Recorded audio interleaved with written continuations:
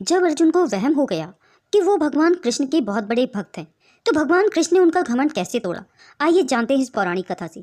नमस्ते दोस्तों, स्वागत है आपका हमारे चैनल में। महाभारत युद्ध की समाप्ति के बाद अर्जुन को वहम हो गया कि वो भगवान कृष्ण के बहुत बड़े भक्त हैं।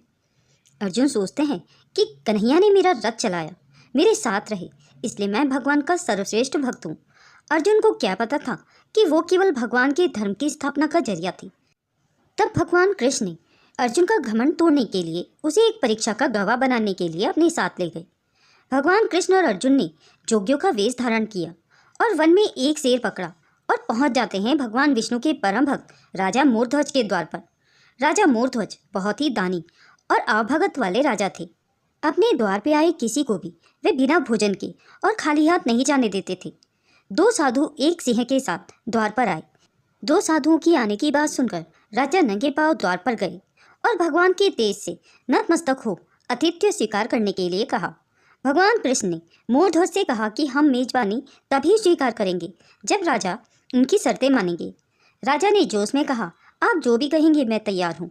भगवान कृष्ण ने कहा, हम तो ब्राह्मण हैं, कुछ भी खिला देना, पर ये सिंह नरभक्षी है। तुम अगर अपने इकलौते बेटे को अपने हाथों से मारकर इसे खिला सको तो ही हमारा आतिथ्य स्वीकार करें।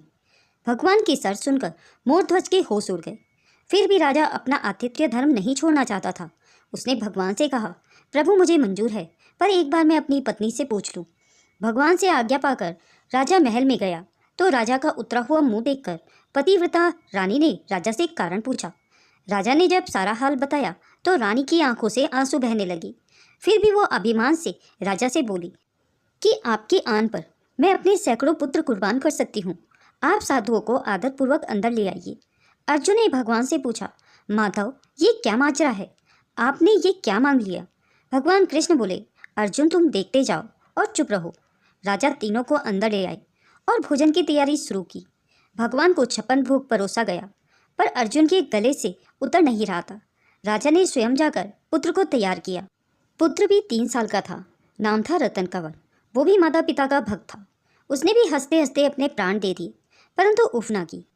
राजा रानी ने अपने हाथों में आरी लेकर पुत्र की 2 टुकड़े किए और सिंह को परोस दिया। भगवान ने भोजन ग्रहण किया, पर जब रानी ने पुत्र का आधा शरीर देखा तो वो आंसू रोक ना पाई। भगवान इस बात पर गुस्सा हो गए कि लड़के का एक फाड़ कैसे बच गया। भगवान रुष्ट होकर जाने लगे तो राजा रानी रुकने की मिन्नतें करने लगे। अर्जुन को एहसास हो गया था कि भगवान मेरे ही गर्व को तोड़ने के लिए ये सब कर रहे हैं। वो स्वयं भगवान के पैरों पर गिर पड़ा और विनती करने लगा और कहने लगा कि आपने मेरे झूठे मन को तोड़ दिया।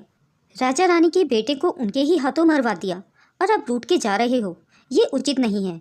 प्रभु मुझे माफ़ करो और भक्त का कल्याण करो। तब भगवान कृष्ण ने अर्जुन का घमंड टूटा जान रानी से कहा कि वो अपने पुत्र को आवाज़ दे। रानी ने सोचा पुत्र तो मर चुका है, अब इसका क्या मतलब, पर साधुओं की आज्ञा मानकर उसने पुत्र रत्न कंवर को आवाज़ लगाई। कुछ ही क्षणों में चमत्कार हो गया। मृत रतन कंवर, जिसका शरीर शेर खा गया था, वो हंसते हुए आकर अपनी माँ से लिपट गया।